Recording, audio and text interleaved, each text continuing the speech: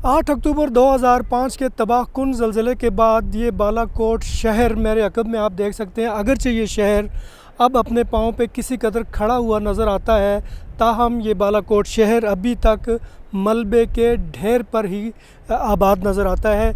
ये जो नया लैंडस्केप है बालाकोट शहर का, ये वो शेल्टर्स हैं जो सऊदी अरब समेत दीगर ममालिक ने पाकिस्तान को डोनेट की, और ये शेल्टर्स जो है अपनी मुद्दत पूरी कर चुके हैं। इनकी मुद्दत 2005 से 2009 तक थी, उसके बाद 2018 तक, यानी 13 साल लोग इन शेल्टरों में रह रहे हैं, जो अपनी एक्सपायरी जो है वो 2009 में मुकम्मल कर चुके हैं। और ये इतने ख़तरनाक शेल्टर्स हैं कि किसी को अगर आग लग जाए तो इनके दरमियान थर्मोपोल रखा जाता है जो फ़ौरन आग पकड़ता है। तो उस लिहाज से ये शेल्टर बड़े ख़तरनाक हैं।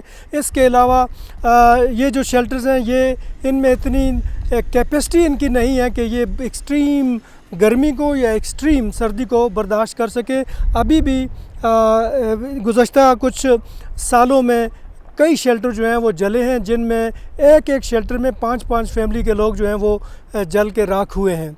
उसके अलावा बालाकोट शहर अगरचे किसी हद तक हमें अभी आबाद दिखाई देता है, लेकिन इस आबादी के बैकग्राउंड में दर्द की वही कहानी है जो 8 अक्टूबर 2005 की सुबह यहाँ पे जलवागर हुई थी। वो कहानी, उस कहानी में यहाँ बालाकोट शहर के तकरीबन 2200 के करीब लोग उस खौफनाक ज़लज़ले में अपनी जानों से गए, और उन 2200 लोगों में से कम 500-600 स्कूल्स को जाने वाले बच्चे थे। उसके बाद से लेकर आज तक तालीम का निज़ाम, सेहत का निज़ाम और कम्युनिकेशन का निज़ाम यहाँ पे सही नहीं हो सका। और यहाँ के लोग शायद अब ये सोचने पे मजबूर हैं कि शायद उनका तल्लुक़ इस मुल्क से नहीं है, या उनके साथ किसी सौतेली माँ जैसा सलूक किया जा रहा है।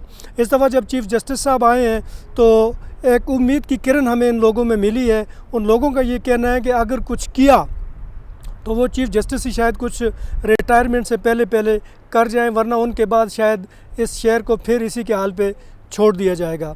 इस शहर को यहाँ से कम 10-12 किलोमीटर के फासले पर मानसेरा के करीब एक जगह है बकरियाल, उसमें आबाद होना था। उसका नाम है न्यू बालाकोट सिटी, लेकिन गुज़श्ता 13 साल से ये शहर वहाँ पे मुंतकिल नहीं हुआ।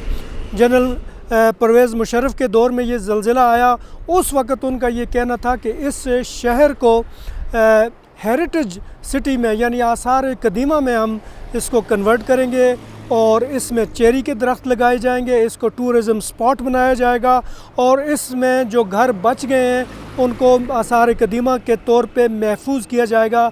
लेकिन आज इस बालाकोट में, इस तबाहशुदा बालाकोट, मलबे के ढेर पे आबाद बालाकोट, इसमें चेरी का कोई दरख्त नहीं है और ना ही किसी घर को प्रिजर्व किया गया है।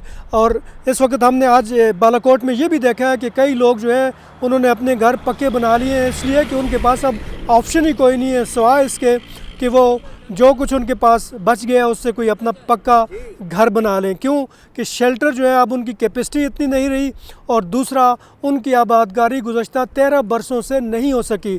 तो मजबूरन कुछ लोगों ने इस बालाकोट में पक्के घर बना लिए। फॉल्ट लाइन के ऊपर रेड जोन इसको डिक्लेयर किया गया था, लेकिन लोगों ने मजबूर होकर आखिर ये घर बना लिए क्योंकि उनके पास अभी कोई ऑप्शन नहीं है।